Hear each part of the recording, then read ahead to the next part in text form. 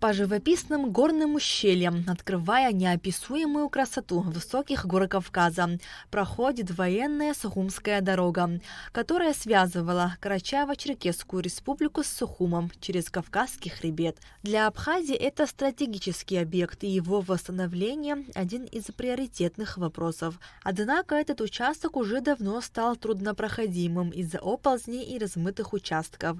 Зимой дорога подвергается снежным завалам и лавиноопасным участкам. На протяжении последних лет обсуждаются планы по восстановлению военной Сухумской дороги и возобновлению движения. Учитывая важность и стратегическое значение объекта, было принято решение о запуске работ по реконструкции тоннеля и дорожного полотна.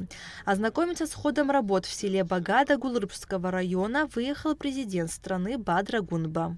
Полноценно введем объект в эксплуатацию, но на протяжении всего времени будет организовано какое-то движение, будет перекрываться тоннель периодически, введены ограничения.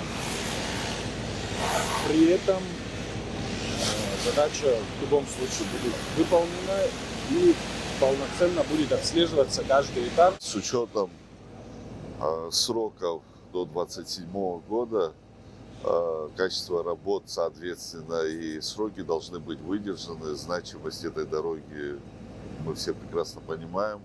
Значимость такой инфраструктуры. Значит, если мне память не изменяет, с 2008 года, с момента признания, речь шла о реконструкции этого тоннеля, вообще дороги. Очень важно, что мы эту работу начали.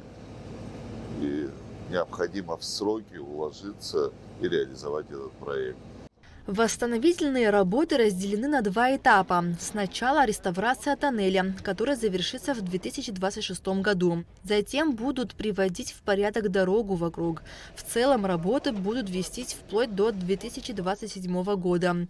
Задействовано 26 рабочих и 12 единиц спецтехники. Протяженность восстанавливаемого тоннеля 480 метров.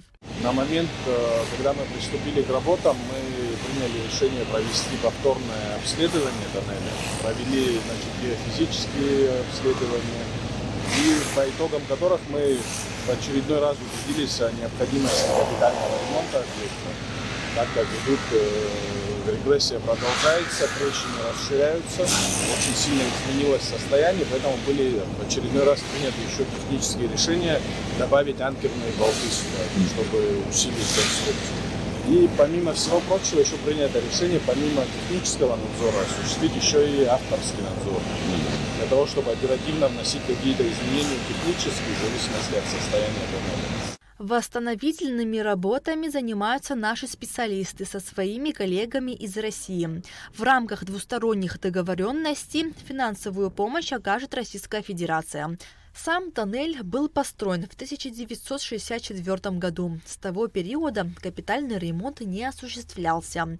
В 2020 году один из тоннелей был признан аварийным.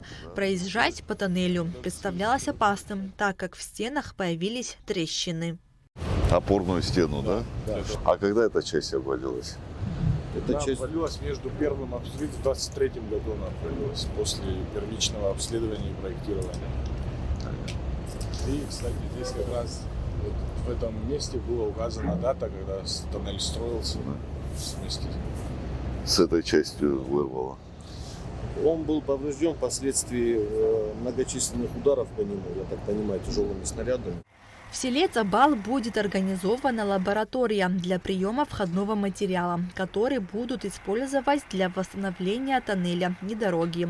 На входном контроле будут проверяться качество привезенного материала. Мы сегодня прошлись, видим, что большие куски обвалов уже внутри тоннеля, часть тоннеля оползневыми процессами снесено, поэтому очень важно было и оперативно приступить к решению этого вопроса. Потеря этой дороги чревата серьезными вопросами, в том числе и безопасности.